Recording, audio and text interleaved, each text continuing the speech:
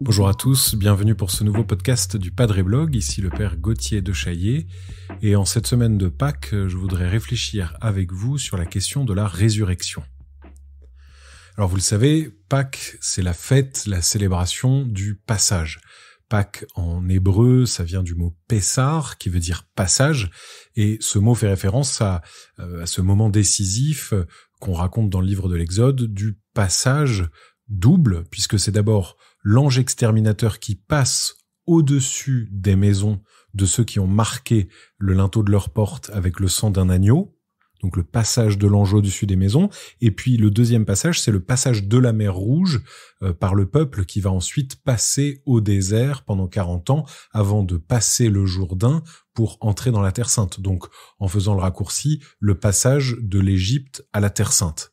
Donc, Pessar, la Pâque, le passage d'une vie à l'autre, d'une survie à la vie plénière, la survie en Égypte jusqu'à la vie plénière dans la Terre Sainte.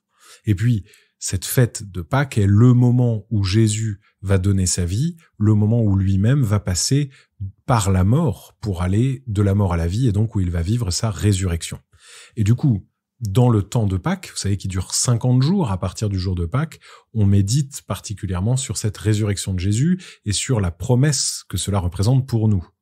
Alors du coup, on peut s'interroger, beaucoup s'interrogent sur qu'advient-il de moi dans la mort, que signifie la résurrection de la chair dont parle l'Église, qu'est-ce que ça veut dire être ressuscité.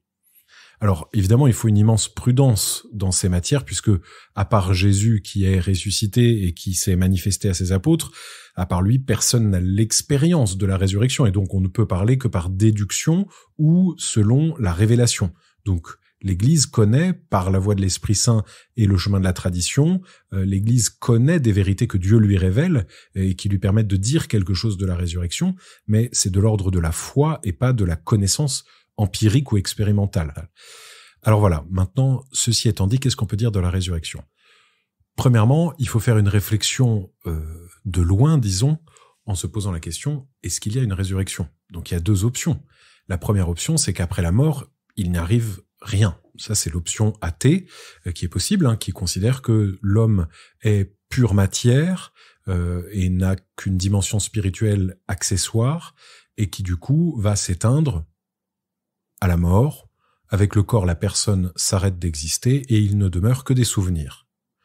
Ensuite, une deuxième option, qui est une option qu'on pourrait dire agnostique, dirait il peut arriver quelque chose après la mort, mais nous ne sommes pas en mesure d'en dire quelque chose de positif, de précis, donc on ne peut dire qu'une seule chose, c'est que on espère qu'il y a quelque chose après la mort, mais on ne sait pas quoi.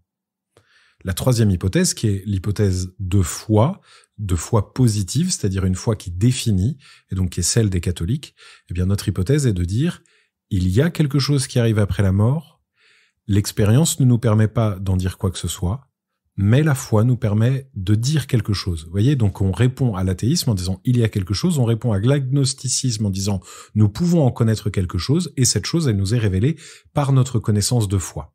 Alors du coup, quelle est cette chose qui arrive ? Donc il y a trois options pour la vie éternelle, disons.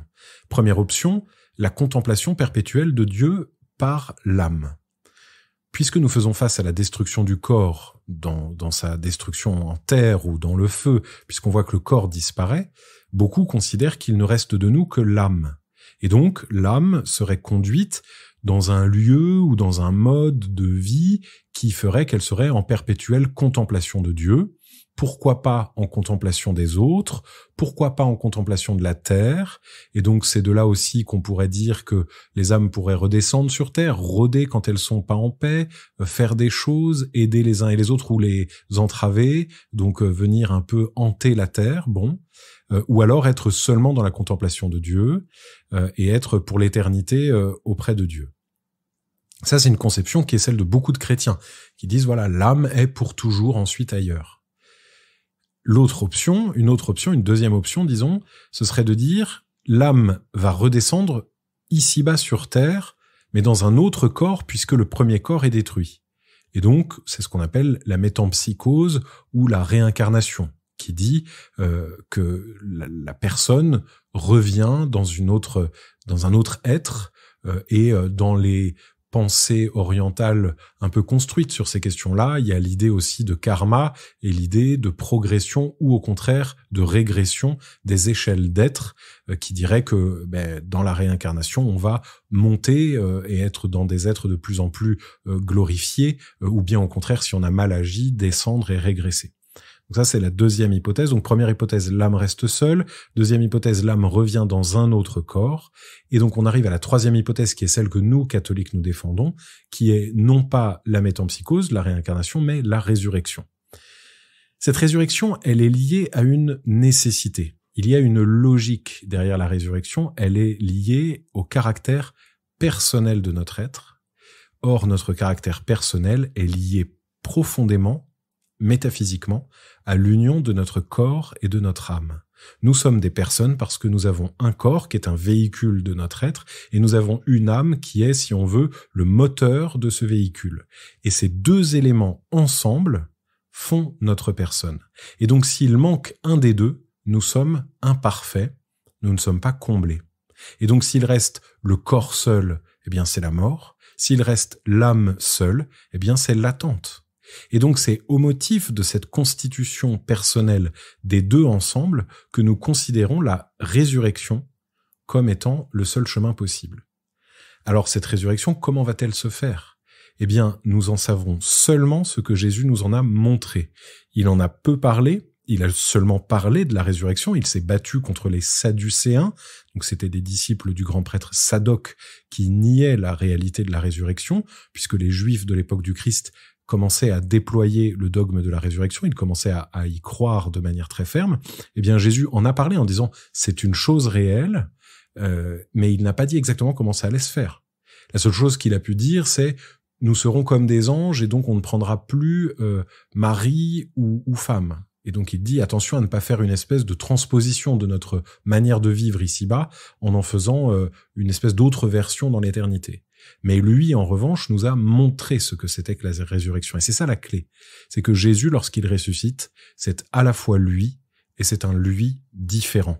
C'est bien lui parce qu'il montre les plaies, il montre son histoire assumée dans son corps, il montre ses stigmates en disant « c'est bien moi, n'ayez pas peur ». Et en même temps, c'est un lui différent au point que ceux qui ont été ses plus proches ne le reconnaissent pas.